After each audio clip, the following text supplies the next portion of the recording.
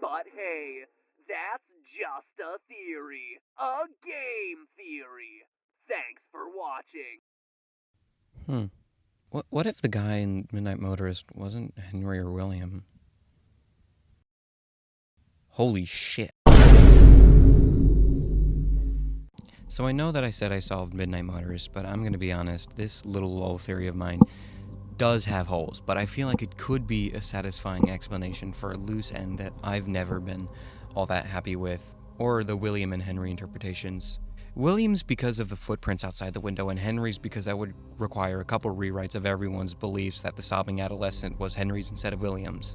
So I had an idea. Like you saw in the intro, what if the house doesn't belong to either of them? What if it's a brand new character that we've never seen before?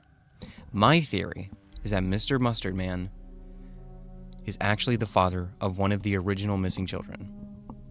Most likely Cassidy. Now, I know I just took a big swing, so stay with me here. I'm going to go into the pros and cons of this theory because, yeah, there are a lot of cons, but I feel like the pros can outweigh them. Pro number 1, it would explain the footprints outside the window. The footprints have always bugged me as an unexplained part of most theories. They're just there, never being addressed and treated like they don't exist. This theory accounts for that by saying, what if those were Williams?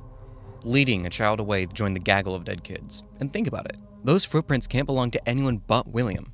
Yeah, it could be an animatronic, but why would any of them do that? You could also blame it on the wildlife, but that isn't a satisfying answer, and it wouldn't have been included if it was. No, this is Scott telling us that this can't be William because he was just here. Con number 1, the rain. A point brought up by my friend is that if William was luring a kid from outside his window, wouldn't the spring locks and the rain suggest imminent doom for a Lapin-themed kid killer? Now, I'll admit, this does throw a wrench in the theory. It could be explained away by the rain being recent, as in the main Midnight Motorist game, there was no rain. That or William could be using his Stitch suit as seen in Help Wanted. Either way, something to keep in mind. Like I said, I am fully aware this theory has holes, but it feels so right because of pro number 2, the subjects of the other minigames. This is what made me realize, holy shit, I might actually be onto something here. Now, when I say other minigames, I mean the 2 other minigames needed for the Lore Keeper ending, Security Puppet and Fruity Maze. And what do both these games cover? William Afton's victims. 2 very important ones at that. Susie, the first, and Charlie, Henry's daughter. Are we to believe that after the first 2 minigames focusing on William's victims that it would just suddenly take us to a night where it's just William coming home to see weeping youngling has escaped? It feels wrong. Why would after 2 instances of William Afton's victims would we just show him dealing with parental issues? It doesn't make sense. But it would make sense if it wasn't bawling juvenile escaping, but instead Cassidy. Think about it. It would line up with the other 2 victims, Cassidy being the one he shouldn't have killed.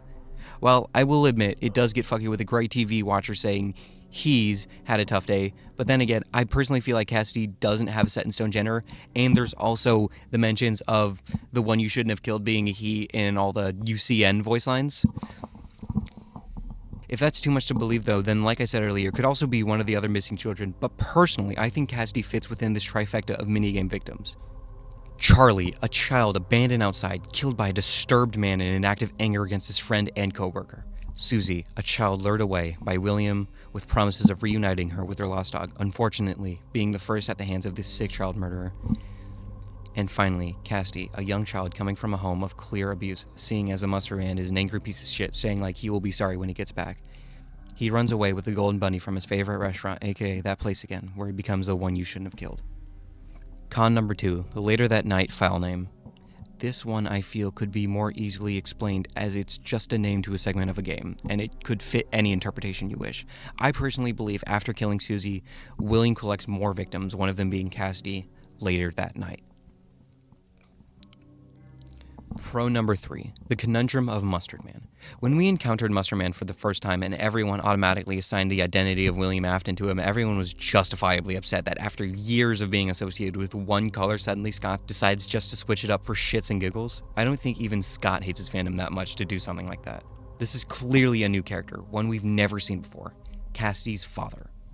Con number 3, Juniors. Now everyone was confused when we turned left on this road and suddenly we see Juniors?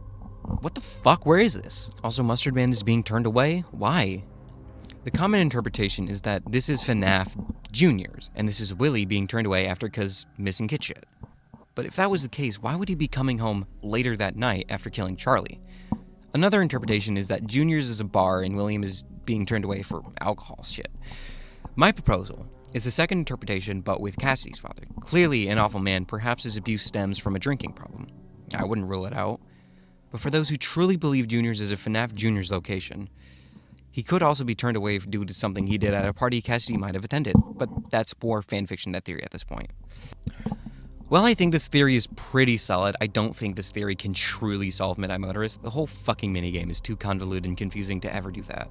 But I feel like this theory raises enough ideas to maybe get there eventually. I know this theory has its holes, ones I probably didn't even realize because I'm gonna be honest, I'm not a theorizer. I'm just a guy/gal who had an idea who also likes to make videos. This is mostly just my love letter to the franchising community that practically raised me. I've always loved FNAF and I always will. It means so much to me. Also, if you have additions or criticisms of this theory, leave them in the comments. Like I said, I'm not a theorist, so having people who actively are could help either prove this theory or debunk it. At the end of the day, I just want to help solve FNAF. Man, video games, am I right?